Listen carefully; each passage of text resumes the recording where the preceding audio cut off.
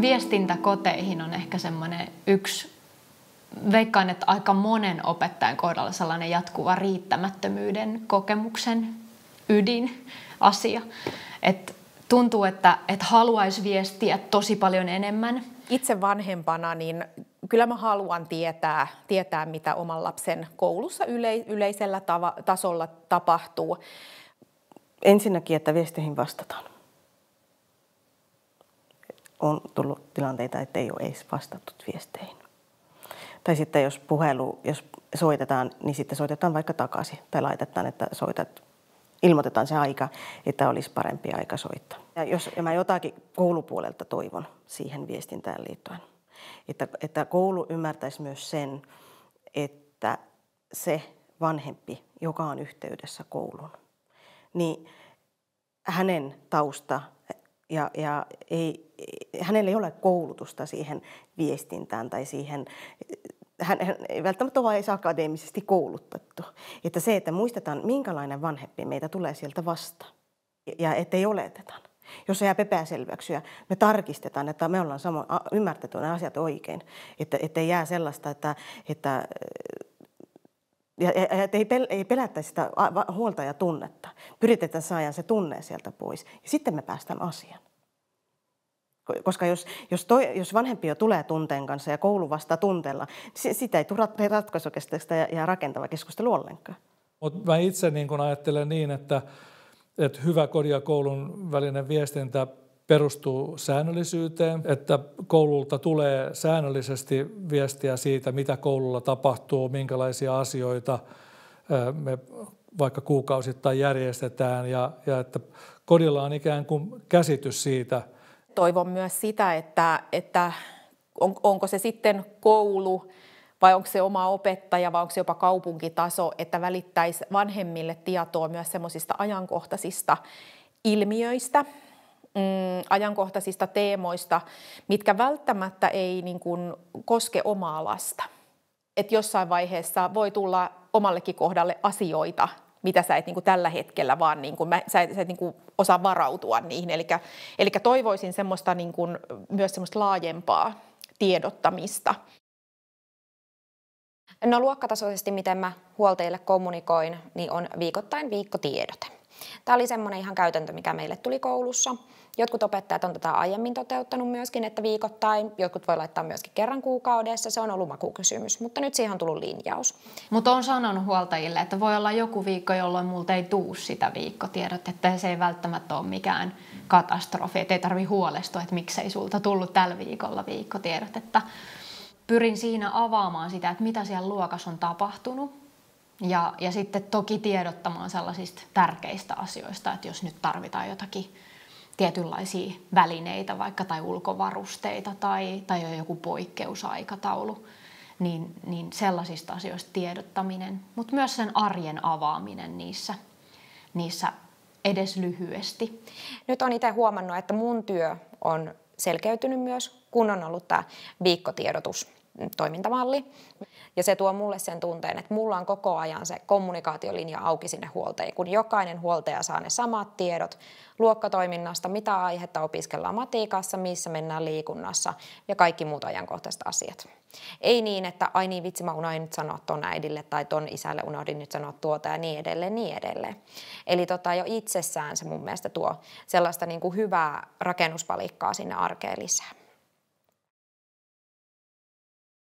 Mun mielestä on hirveän tärkeää, että kodeissa pystytään niin kuin tavallaan tukemaan sitä koulun työtä.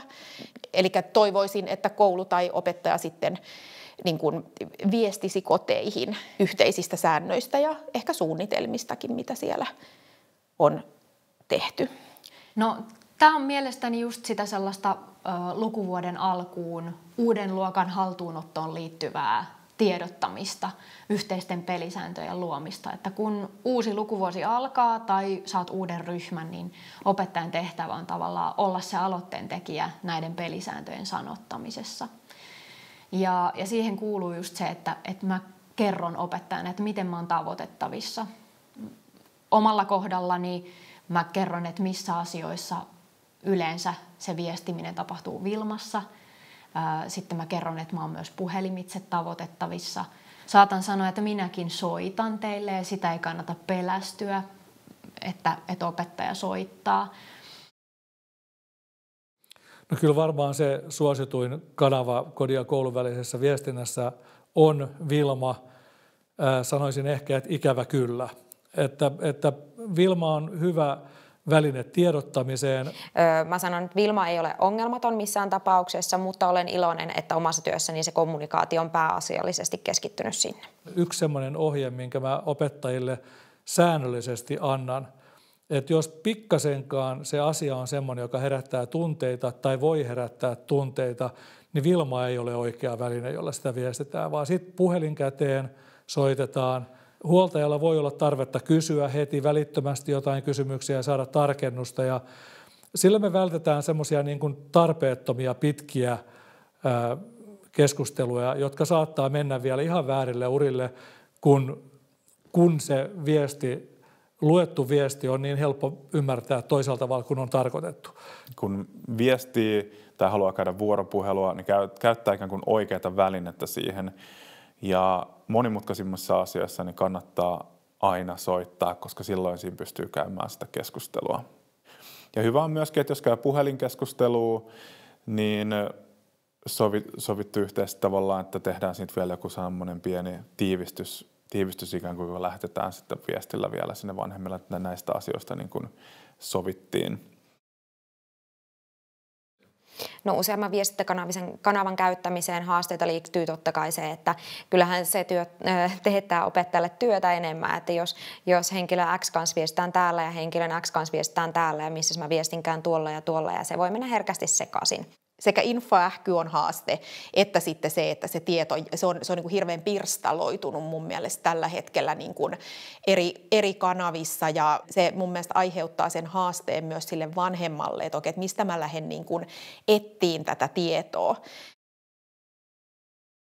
Hyvä antaa mun mielestä sekä hyvää että sit sitä rakentavaa palautetta, ja se, että se olisi niin kuin sanallisessa muodossa, se pitäisin sitä niin kuin aika tärkeänä, että vaan niin kuin, että hyvin tai huonosti, niin se ei kauheasti sitten kerro ehkä, että no okei, että mikä tässä menee hyvin, erityisen hyvin tai missä olisi sitten parannettavaa. Tärkeänä osa-alueena hyvään kodin ja koulun väliseen viestintään kuuluu se, että myös yksittäisen lapsen asioista tiedotetaan riittävästi.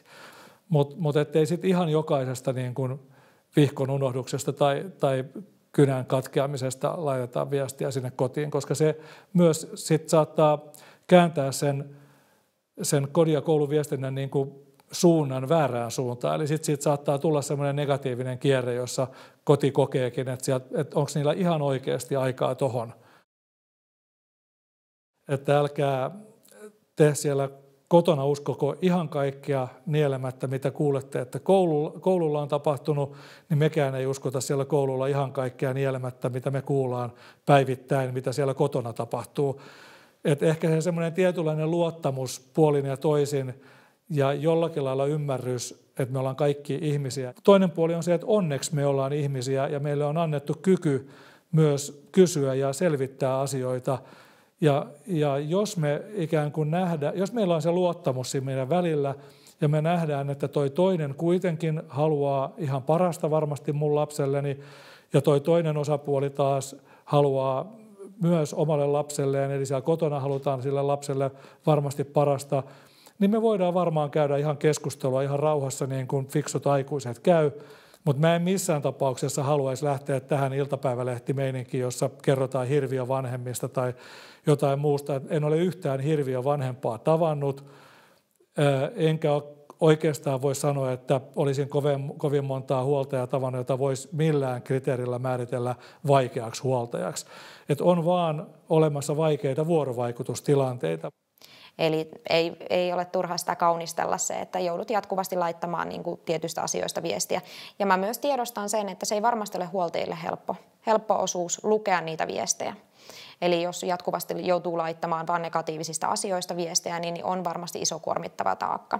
Sen takia yritän aina, vaikka laitankin sellaisia raskaitakin viestejä voi olla sisällöllisesti, niin kuitenkin tuoda sinne jotain positiivista ja sillä lailla, että ne ei ole maailmanloppuja ja vaikka niin kuin olisikin rankempi kausi oppilaalla koulussa tai jotenkin muuten ikäviä asioita joudutaan selvittämään niin kuin pitemmän aikaa, niin että näkyisi semmoinen kumppanuus nimenomaan siinä, että tämä on niin kuin täältä miten koulussa on ja se, että he ymmärtäisivät, että sieltä kotoa rohkeasti saa laittaa niitä oppilaan kuulumisia ja se auttaa mun työtä tosi paljon.